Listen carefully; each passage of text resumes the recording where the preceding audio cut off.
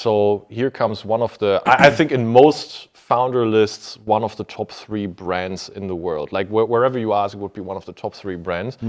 First call, and this investor, took the call with my company, Fundraising, hyper successful company, and asked, by the way, what's a heat pump? And the founder was like, hold on, did you take the call? There are heated discussions, right? But I think like why we're able to do that, I think like it's not just friends, but I think it's this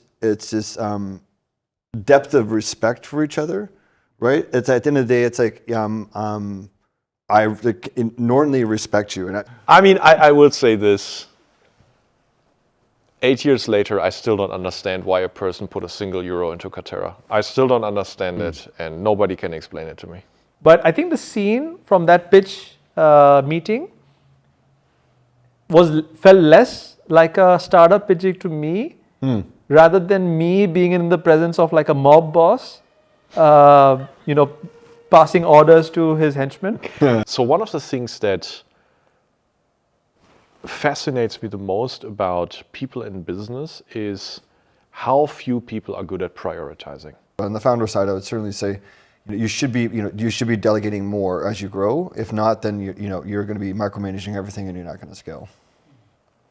Being kind in a way where in the beginning you have to go out of your way to create social debt, as in others are maybe receiving kindness and favors from you to be indebted to you. If you're playing a long enough game, it usually compounds very effectively in your favor.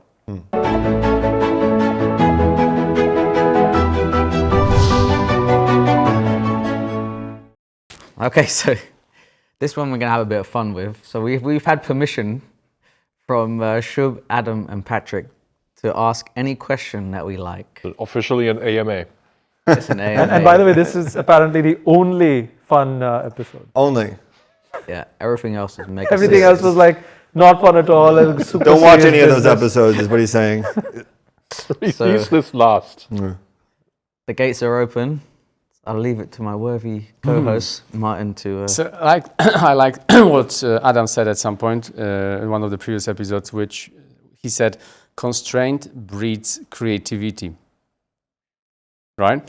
So are there any examples of founders who you met that when they got it completely opposite?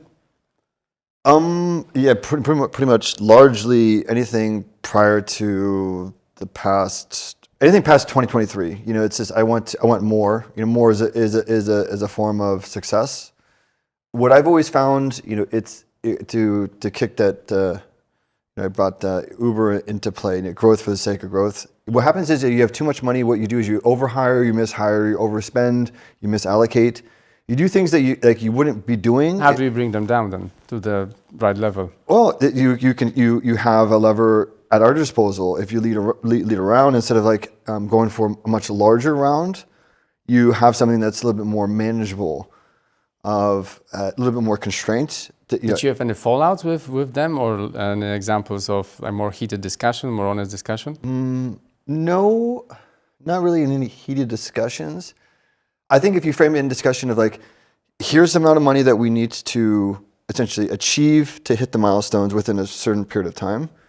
And then if you achieve those milestones, you can then effectively pull off the proverbial road to raise an additional round at a much higher valuation. We did that actually with a company called ABBA. We gave, it was a smaller raise than traditional for that pre-seed round. It gave him a certain amount of runway. I think it allowed him to be more creative, to do more with less, and then also reach in what are the most value-add metrics that I can use and pull forward to then raise up another step up. So it helps them long-term, as in value creation for the business. Instead of, hey, I've got now 2x or 3x more money than I should be raising, and reaching for 5 different things that are not going to be as accretive to the business short-term. So it really kind of focuses you on what are the short-term metrics or milestones that would inflect the business more so than, if not, you're just going to get distracted. Mm-hmm. I can't think of a single portfolio company where what you're describing, Martin, actually happened to us. But what I will say is, I mean, we're non-control, high-knowledge investors. That's how we think of ourselves. Non-control, high knowledge. Non-control, high-knowledge investors, which means that if that were ever to happen to us, it's not because we're not, harsh enough with the founders or not controlling it enough, because that's by design. We're non-control investors. But the problem in that case would have occurred like years before, where we made a misassessment of the character of the founders, right? And so for us, one of the things that I think we've done quite a good job avoiding is just rushing into rushed fundraisers. So we did have a few fundraisers, especially in 2020, that went more quickly than our comfort. But by and large, we've avoided these, and that comes with the benefit of founder and investor getting to know each other really well and knowing whether they really want to build something for the long haul. And so, yeah. And also, I would say a lot of these firms at this earliest point in journey, they're not set up to absorb a large amount of money. So it's superfluous. It does you a greater add than just having a greater your balance sheet, and you feel like the old saying, your money's like burning a hole in your pocket. So those companies raising $5 to $10 million first rounds, these companies are not set up to absorb it. You're going to be reaching in areas that are going to be detrimental to the longevity and productivity of the firm, just because you feel like you have to put that to use, right? And so those firms are just not set up to absorb it appropriately and efficiently. Yeah. So assuming that you have $1 million to give to a founder, and at what point you start understanding of them knowing how this money will be spent? Does it happen before you hand over the check, and then you have conviction that, okay, I'm happy to hand over the check?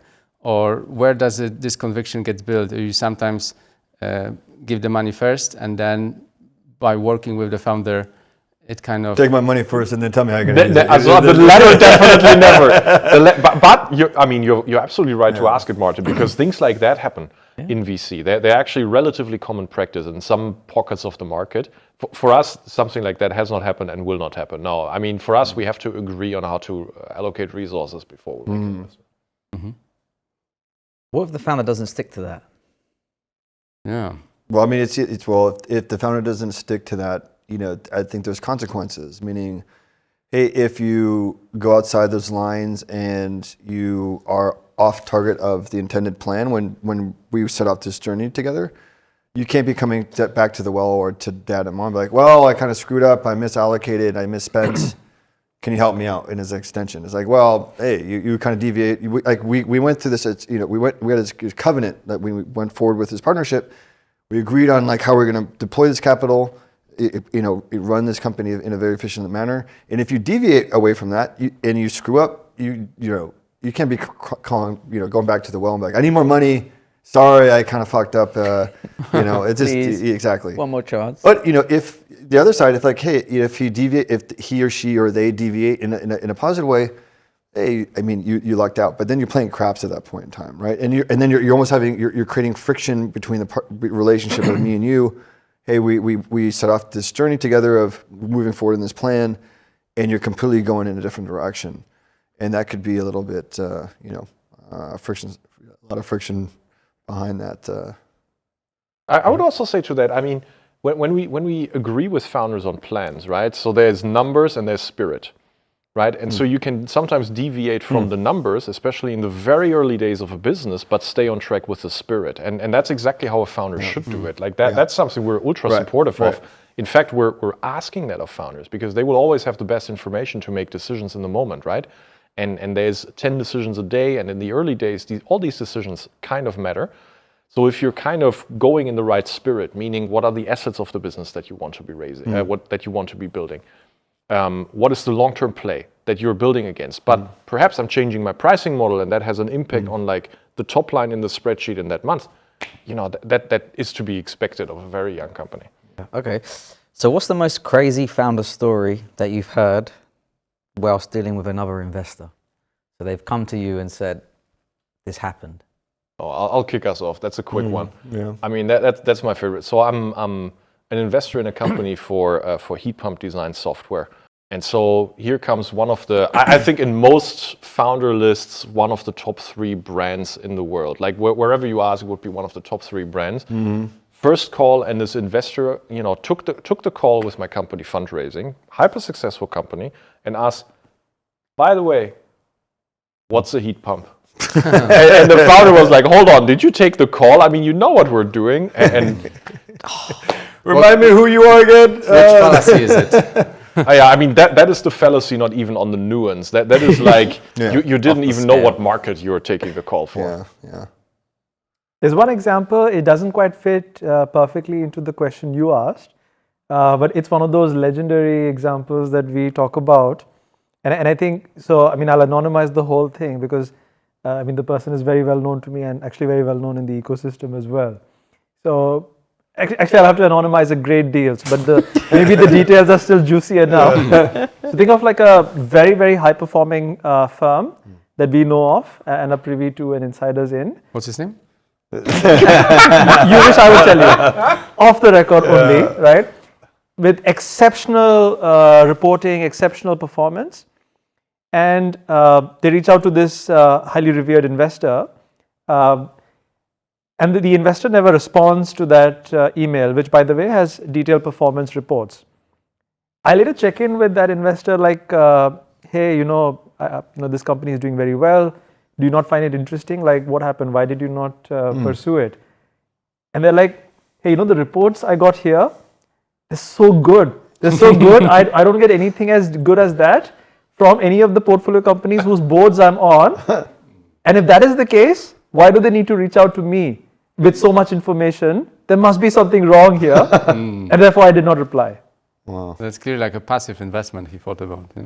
And the outcome, of course, is like, this is a massively successful company. It would be a company they would consider a big miss and an anti-portfolio. Yeah. Was it at the early stage of this company? Yes. Or? Okay. Yeah. I'm always curious about like gross margins, metrics, net profitability.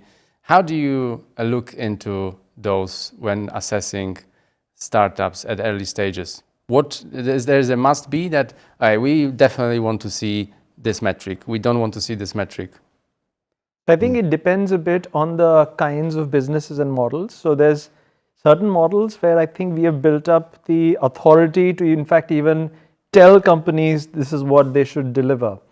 And this is kind of like within a narrow range how the company will be priced in future rounds, what they're expected to deliver in terms of gross margin, contribution margin, working capital days, how all of these things will work pretty much as a triangle in a good company. And you can't deviate too much if you want to prove yourself to be a high-performing company. For someone not in the industry like me, not in investing, all of those sound like kind of magic, gross margin, random jargon thrown by an uninformed person who's pretending like he knows a lot. It's funny, that's how you sound to me I all the know, time. I just described myself right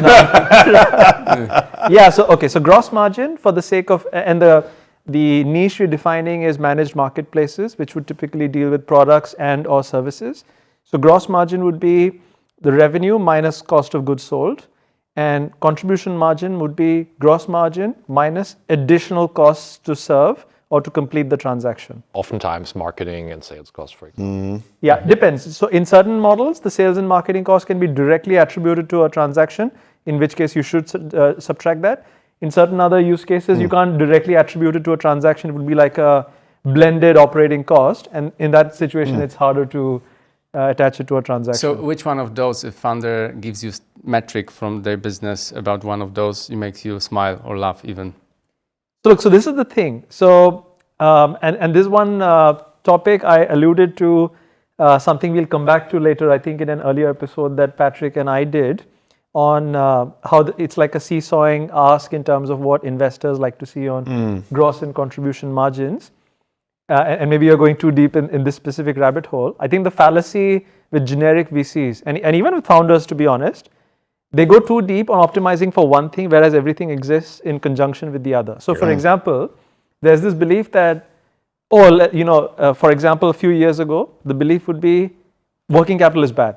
And that's it. Any use of working capital means the company is inherently unscalable, regardless of what the margin structure is, regardless of what the return on capital employed is. These days, the new wisdom is, hey, just maximize gross margin. So to give you an idea, there are companies out there which have taken it to such an extreme degree where they're saying, just to be able to show a double-digit gross or contribution margin, we'll now hold on to 60 days of inventory. Not just 60 days of working capital, mind you, which can arise due to other reasons, but you're holding physical goods in a warehouse, for instance, just to be able to show a double-digit margin. And I would say that is a much more difficult business to scale and back as a venture capital firm.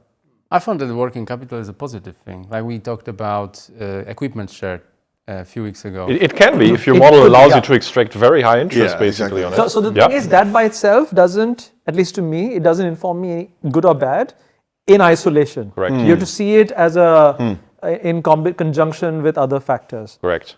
Yesterday a founder asked me, for example, Patrick, when I look at the rule of 40, so rule of 40 basically says I take my annual growth rate and I subtract from it my net profit margin. So for example, if I grow... If it's negative. Right.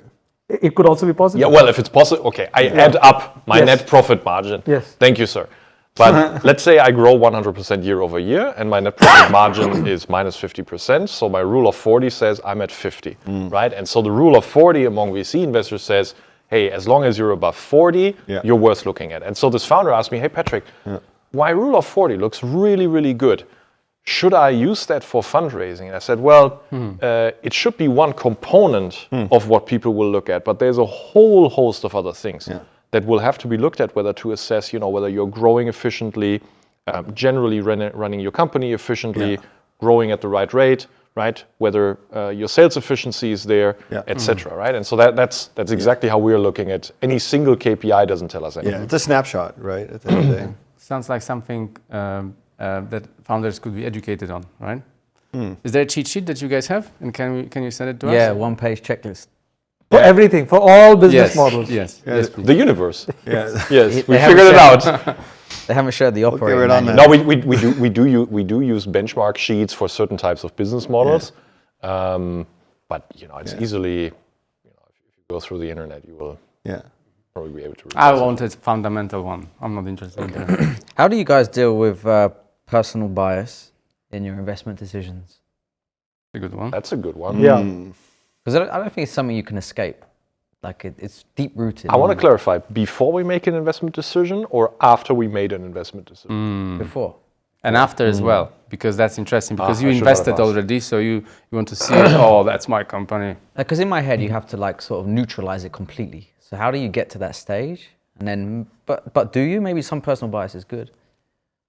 So in my opinion, if you want to be in a framework where you're investing in what we're calling vertical singularities, it's inevitable. You cannot do that in a framework where it eliminates the risk of bias. Sure. You have to allow for it. My personal philosophy, if you deal with that as a systemic risk in the approach, and generally are willing to back yourself and ourselves as a setup, you take it as a portfolio. Some you'll get wrong and some you'll hopefully get very right. But I mean, we are not machines at the end of the day. If the same quirkiness, the same idiosyncratic pattern, which hopefully led us to find an iconic company, will sometimes result in biases which take us astray. It's part of the game, I would say. Yep. It depends when in the investment process, right? So if the bias kicks in at the very front, I think it's quite dangerous. And that's something that can lead to deal fever, for example. The more competition for a deal there is, etc., right?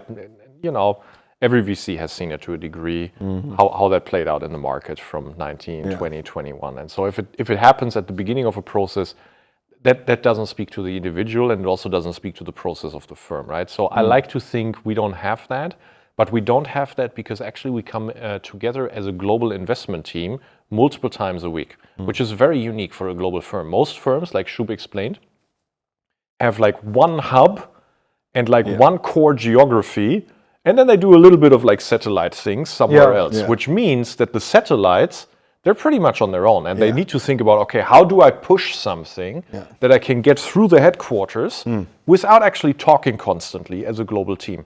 Maybe this is a good point, just a quick detour just to explain for the benefit of our viewers and listeners. So maybe saying, hey, don't the likes of Sequoia, Accel and Lightspeed, etc., invest all over the world? Aren't they global? Don't they have like a unified setup? So what would you tell them? The answer is no, they don't. Yeah. I mean, they have local funds with local teams, right? centralized. So in order to, and not saying they couldn't eliminate bias on a local level, right? So I'm just making the point of the more you talk as a team, and in our case, a global team with very different local empathies, the more you will benefit from holding each other accountable in terms of how you think about things.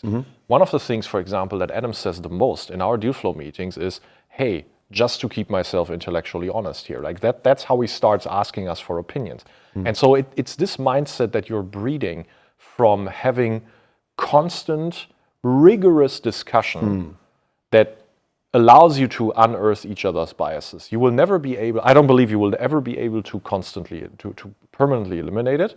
And I agree with you, Shub, neither should that be the objective, except for the start of the process. At the start of the process, that's not what should get you excited about doing something. Correct. I think biases, which are the systematic result of self-doubt or lack of self-belief or seeking external acceptance or validation, that bias has no place in a high-performing VC setup. Bias that kicks in due to individual quirks in how we judge opportunities. What do you mean by quirks? I mean my personality, dude. That's what I mean by quirks. But by the way, I mean, just on that note, and VC in itself is a humbling business. Like everybody who's been a few years in VC will tell you that. Yeah. Although, and by the way, that's why you might meet a lot of people who make you perhaps sometimes think, oh, this person is not humble at all. Right. It's a very humbling business. And so is AECS. So like someone like us who operates at the intersection of two super humbling businesses. And that in and of itself actually, kind of grounds you all the time. Double humble burger. So That's right. Talking about Citizen. So in this humbling business is when you seek the truth. How important is it to be friends between as you are three of your partners? Because I think you can't. I don't know actually. You're assuming they're friends. Huh? You're assuming they're friends. Well, you have to have kind of Sorry, friendly just for the approach camera. where someone is giving you their opinion on your idea, and you think that your idea is great, but I'm telling you it's not. Then I don't know what's the connection, like a human connection there. Yeah, it's. Well, I think you said there's no like the gloves are off when you guys meet, right? There's no like. I mean, is there a part of like liking each other which has important, which plays a role within this brainstorming process that you do? Yeah. It's, I mean, like turning to like the very heated discussions, they usually kind of fall within one camp. Where we're talking about finding singularities and non-consensus, and that's very hard to get through a unanimous like IC, right? Because it's something that everyone sees. It might not be glaringly obvious to myself or Patrick if she was bringing a deal. There are heated discussions, right? But I think like why we're able to do that, I think like it's not just friends, but I think it's this depth of respect for each other, right? It's at the end of the day, it's like I inordinately respect you, and it's like I'm not trying to harm you, and it's almost. It's hard to think, when you have a discussion, a very heated discussion, you disagree on some things, and then you just let it sit, and then you just go away, and it doesn't follow you. And so I think it really comes to like, I respect your opinion, even though I disagree with it, and tempers will flare. But at the end of the day, I think it's Really? Yeah. Not mine. No, I mean, so I think I don't think. I mean, I've been around some partners and I know of other funds. I don't think they're ever held each other that they don't try to pin each other like down as hard as we do. And like I think we're very vulnerable with each other because I think it ultimately comes to respect of I'm allowing myself to be vulnerable because I respect you, I trust you quite deeply. It's like these are my brothers, and so like I'm going to be open and forthright. And there's storms that will brew, but I don't think you're going to find another IC that's going to be as similar to ours. What's inherent in friendship is that you care and you make yourself vulnerable, right? And so whether you call it friendship or There might be a GP team out there that would say, hey, we're not friends, but we care for each other and we make ourselves vulnerable. And because we're in a decision business and because we operate with imperfect information, it's so important to actually let information flow and discuss it with the mindset of, hey, I'm not doing it to hurt each other. Yeah. Because it's quick. You can really drift into that direction unless you're very, very careful about each other. But I'm doing it in order to find the perfect decision among imperfect information. And so once everybody approaches it that way, from like caring and being vulnerable to the argument, it can absolutely work. Yeah, but it is tough. Like you were talking about how you there is bias, and so you will naturally dig your heels in because like you're kind of really bought into this company. Like I got to defend it. Like I'm not gonna. I'll die on this hill. It's like you really dig in and you really have some big sparring sessions. But you're right. I think in order to be vulnerable, I think you have to be compassionate. And so like I think I think it's very unique in how we are very different personality-wise, but like I think we complement each other still very well.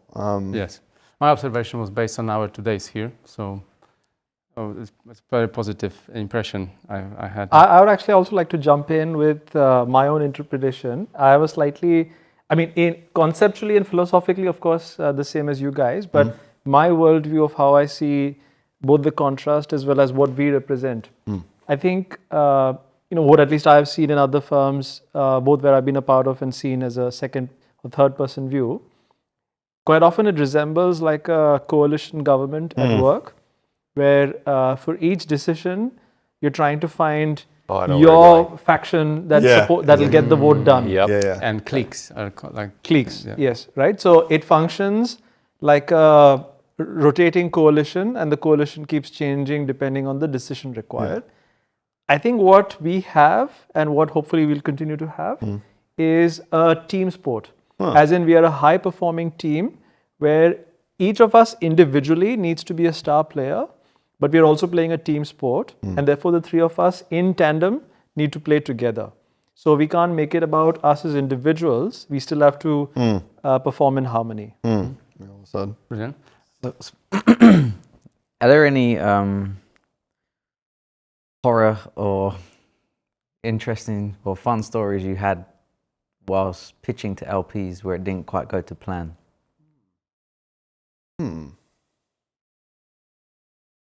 How is pitching to LPs? How does pitching to LPs look like? Because here we have. It's not a very documented process, is it? Startups to founders is like very common knowledge, and it's not too dissimilar to like the process that you'd run with a startup to a VC. Although I think, to be fair to what you said, I would say it's much more opaque. Yeah, true. Yeah, I would agree with that as well. Now, but you also, have to wear a suit? I mean, if you have to, then nobody told me. Yeah. I mean, it's. I think it's more. You're right. It's a more opaque process, but on the other hand, it's also more narrow. In terms of what they look at, right? I mean, in the end, we're a financial asset class, right? And so there's certain metrics that you look for. And if they work out, most LPs will know literally after 30 minutes talking to you whether they have an interest or not, which is different for founders, right? So founders, unfortunately, sometimes get very opaque feedback. LPs, especially sophisticated ones, always give you very transparent feedback. So that's part of that I like about the process. But getting in touch is very, very hard. Yeah. The dumbest investment? The dumbest investment? Dumbest investment? Ooh, you're pretty deep into crypto, right? Was your question the dumbest investment that we have observed in the outside world or within our portfolio? You can go with the first one. Okay. Let's keep it to construction tech or AECS tech. Or NFTs. I haven't invested in NFTs, but I'm quite heavily invested in Web3. Nice. With personal money, I hope. Yeah, we'll go with that. Okay. We'll find out soon. Okay. I mean, I will say this. 8 years later, I still don't understand why a person put a single euro into Katera. I still don't understand it, and nobody can explain it to me. What were the red flags in your head? What exactly was the improvement in productivity, in value creation, in output, efficiency, utilization, working capital, fixed cost? What exactly was the improvement in that company? There was hype only, right? So I'm not gonna, out of the US being a litigious market, I will not respond to that. However, I will say, for a company that touted itself as, oh, we're bringing automotive processes into construction, this was the farthest model from how automotive OEMs actually operate. Because an automotive OEM is a company that owns a brand, that engineers the engine, in a combustion engine world at least, and that owns the distribution channels. And everything, and owns like the design platform of a model. That's it.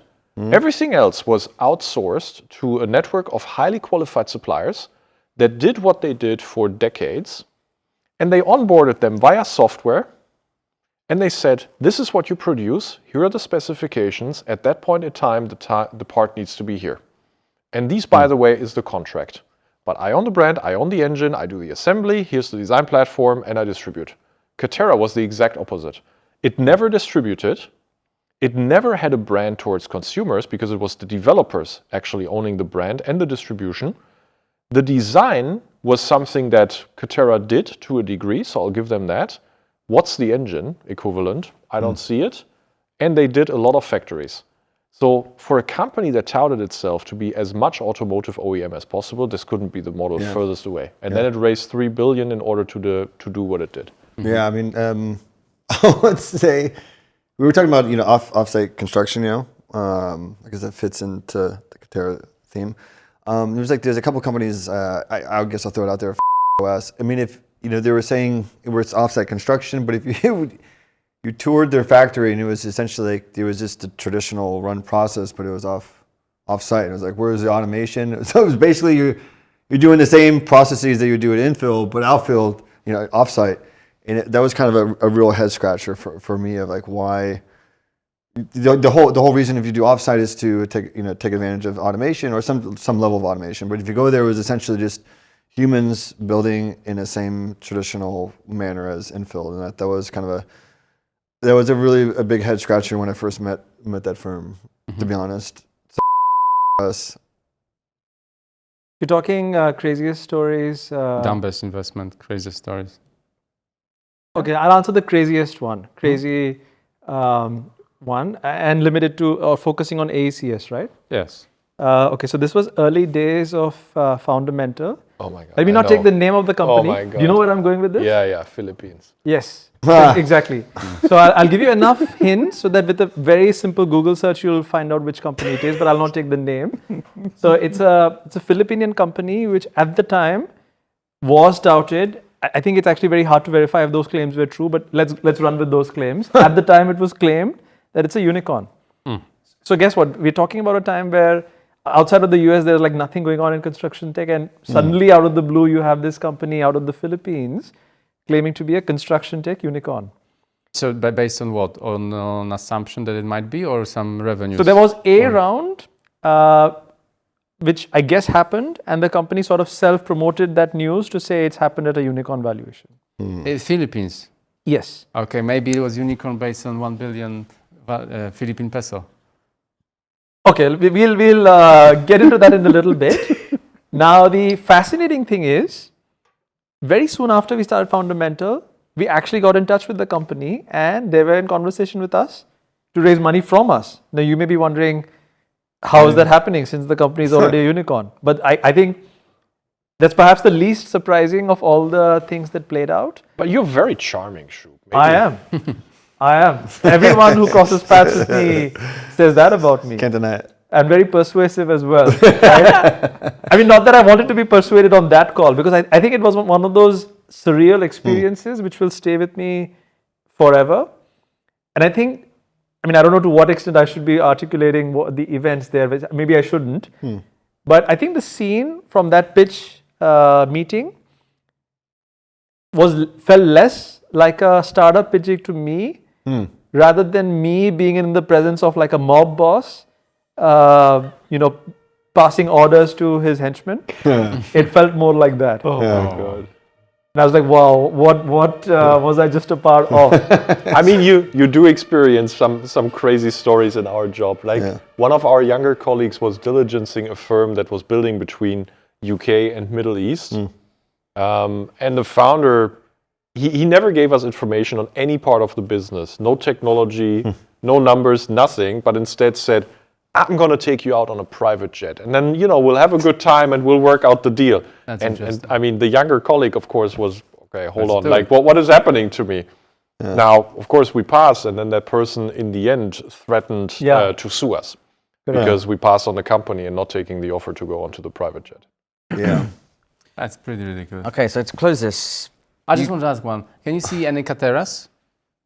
Any cateras? Cateras?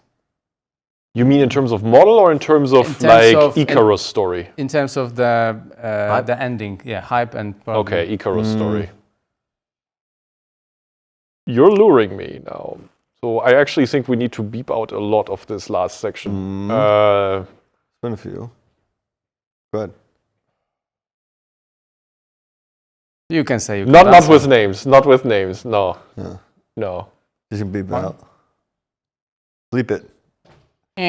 after hours. I mean, we need to bleep out. Yeah, for sure. That can't be. Yeah, and I looked that straight at the camera too. Yeah, I looked into the camera and said, oh, sorry. I was like, sorry.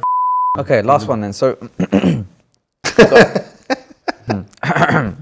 you guys deal with, obviously, you've got successful previous lives before Foundamental. Now you're here building a great firm. You deal with tons of founders like, day to day. Are there any? It's a hard question because I struggle with just one piece. But is there like one, maybe 2, 3 pieces of wisdom or advice that you would have or that stick with you that have helped you get to where you are? That's a good one. To founders. Like to anyone or anything, business life, not specifically to founders. I'll kick us off. So one of the things that fascinates me the most about people in business is how few people are good at prioritizing. It's one of the most underrated and underdeveloped skills of most people in business life. I would say I took some inventory a few months ago about like how many people I have met in my business career, and it must be anywhere between 10,000 and 20,000. And in this inventory, you realize, hey, who of those people do I admire for how they prioritize? And I came to less than 10. And I think that's a general, probably a general representation of the overall business population of people that you will find. And that is sad because prioritization, if you're really great at it, it allows you to build really strong companies. It allows you to build the strongest products. It allows you to manage finances in all the right ways, right? But so if you prioritize poorly, the exact opposite will happen. Nothing of the good things will ever come from poor prioritization unless you're lucky, right? And so that's one of the things that baffles me about just humans in business in general is how tough prioritization is for like 99 basically 6 sigma of people. Yeah.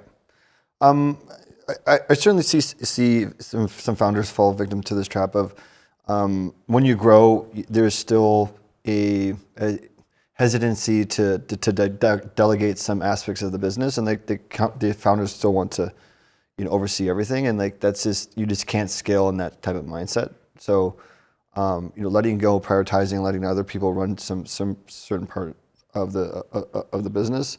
In terms of like on our side of the table, I'd say like just being open-minded. I think just being closed-minded, not just being intellectually honest with oneself, because you just don't want to disagree with, or it doesn't fit the narrative or internal hypotheses that you have.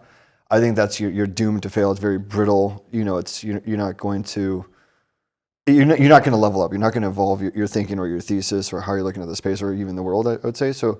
I would say that for on the investing side, but on the founder side, I would certainly say you should be delegating more as you grow. If not, then you're going to be micromanaging everything and you're not going to scale. I'd say being kind in a way where in the beginning you have to go out of your way to create social debt, as in others are maybe receiving kindness and favors from you to be indebted to you. If you're playing a long enough game, it usually compounds very effectively in your favor. I think it's I got a beautiful bonus way. one. Don't care about social signals, neither as a founder or an investor or any individual in this world. Social signals are very that's- poor signals. That's what we learned today. Yeah, but I mean, it's the old saying is you become an ambulance chaser at the end of the day, you know? I never heard of that. That's a new one for me. Ambulance chaser? Yeah. Yeah.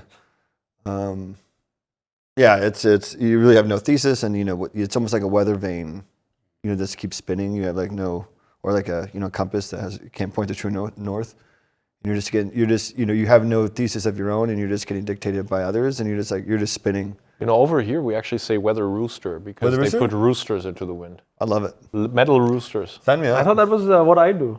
You just described how Yeah, I think. exactly. That's how we met. That's right. Yeah, that's how we met in a spinning contest. Excellent. Okay. Very good. Yeah. All right. Thank you very much. Thanks, pleasure. guys. Thank you, guys.